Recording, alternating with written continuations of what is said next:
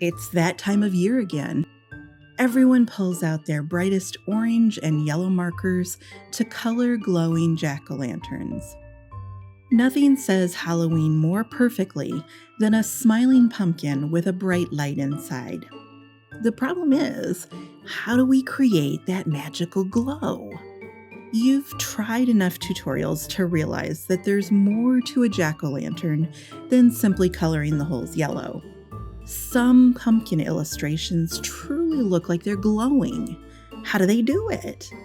Today, I'll show you the trick. It's easier than you think, and you don't need special products. The stacked pumpkins that I'm drawing here, this illustration is for my monthly membership called Color Wonk. Every month, we work on new intermediate level skills. And because this is our first Halloween together, I wanted to cover a basic pumpkin. There are so many lessons that you can learn from doing pumpkin studies. Orange is such a great color to teach with. Okay, so this project is available inside my study group. And remember, this video is not a step-by-step tutorial, but you're a smart person. You can see what I'm doing and you can do this yourself. But if you want the step-by-step approach, there's a link to Color Wonk down in the description.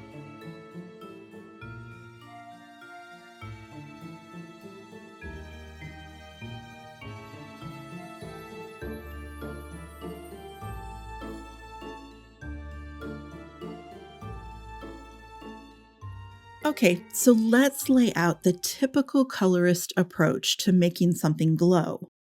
When you think glow, you think bright colors, right?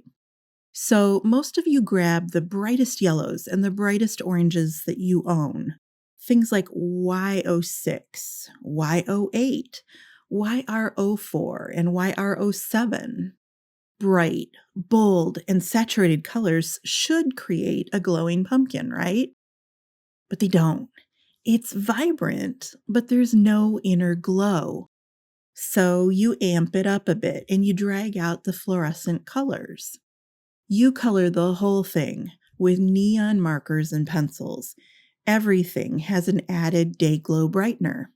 And still, no glow. Like I said, it's bold, intense color, and it's a cute face. But it doesn't look like there's a light inside the pumpkin shining brightly.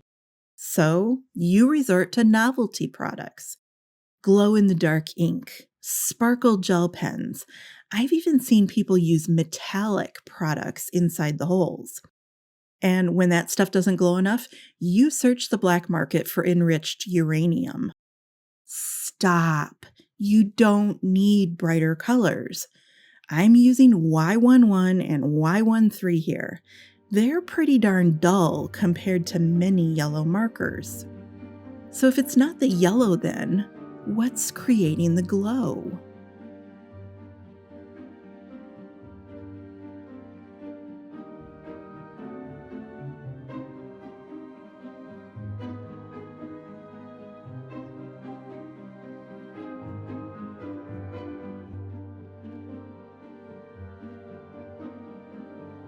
Okay, so I want you to think about your own Halloween pumpkins, the ones that you carve and set out on the porch every year.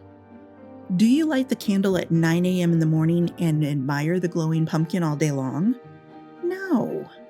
Even the brightest lighthouse doesn't look all that impressive in the daytime. Real jack-o'-lanterns don't look like much until it gets dark outside. And here's where a lot of you might think, oh, it needs to be nighttime, so I should color my jack-o'-lantern on black paper. Okay, sure, that can help sometimes. But notice, I'm coloring this on white paper, and I'm about to get hella glow from my pumpkins.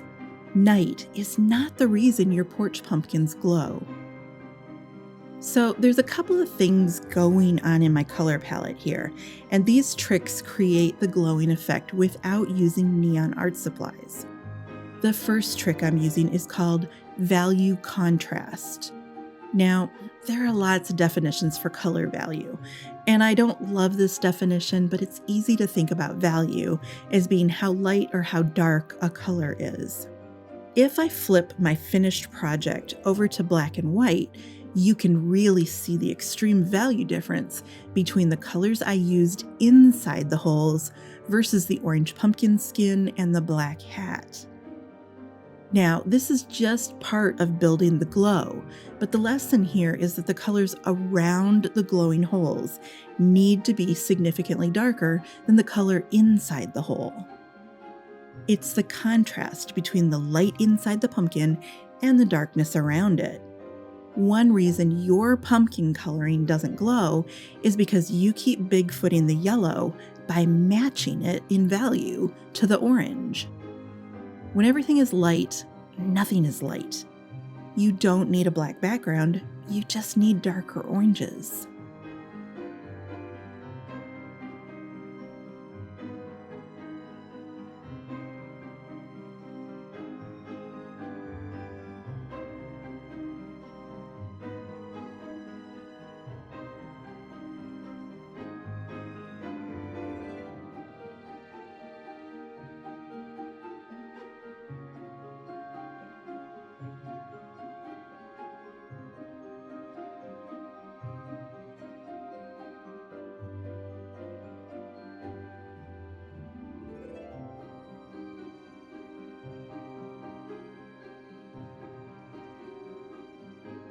As we move to the colored pencil portion of the project, let's discuss the other color secret that I'm using to create a Halloween glow.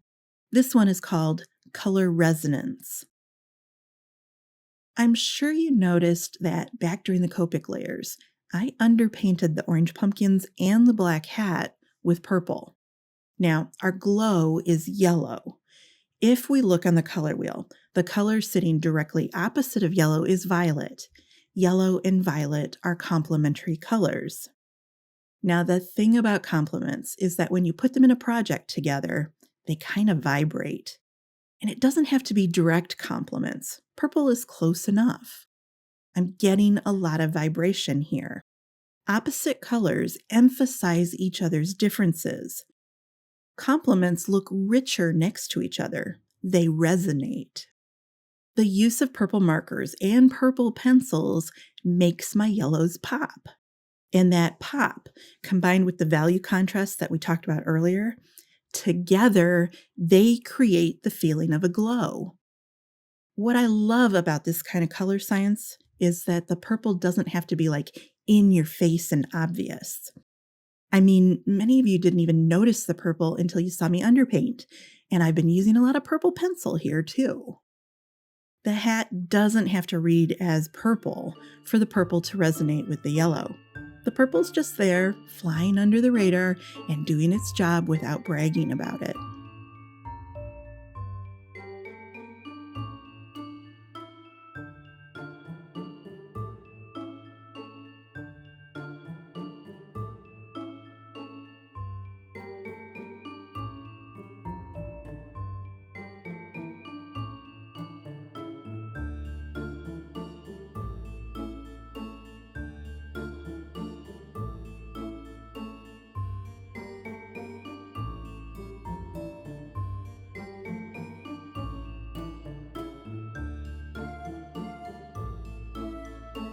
As I finish up the coloring process, can I just point out the usual point of attack, the things that most people do to make the eyes and the nose and the mouth glow? Well, you keep messing with the yellow, trying to find a yellow blend or a yellow product that'll create a glow. And yet, I didn't do anything to the yellow. Everything I did was around the yellow. Ultimately, the glowing effect, whether you're doing the golden glow on a jack-o'-lantern or maybe brilliant green eyes on a black cat or an eerie ghostly blue light, the glow doesn't come from the glowing color. It comes from the colors around the glow. And that's the stuff you never think to adjust. You're too busy messing with the glow to realize where the effect is actually coming from. So here's my challenge for you today. This Halloween, practice using value contrast and resonance to create spooky glows. Then, as the holiday season progresses, keep practicing because you'll want to apply these same concepts on Christmas lights, candles, and even sparkling champagne for New Year's Eve. Glows aren't just for Halloween. Once you know how to make something glow, you will be amazed at how much you can use this trick year-round. And what I love is that anyone with a decent-sized marker or pencil collection can do this. You don't need special fluorescent neon colors. These are just your regular old lights and darks and complements that you already own, but you're using them in smarter ways. You've invested lots of money in your coloring supplies, and you've spent lots of time learning how to blend and layer. Now let's take the next step, looking at how your colors interact and play against each other. You can do this. And hey, if you're interested in this contrast stuff and how to be smarter about your color selection, I've got a whole video for you here on the misuse of contrast and how to easily create realistic depth and dimension.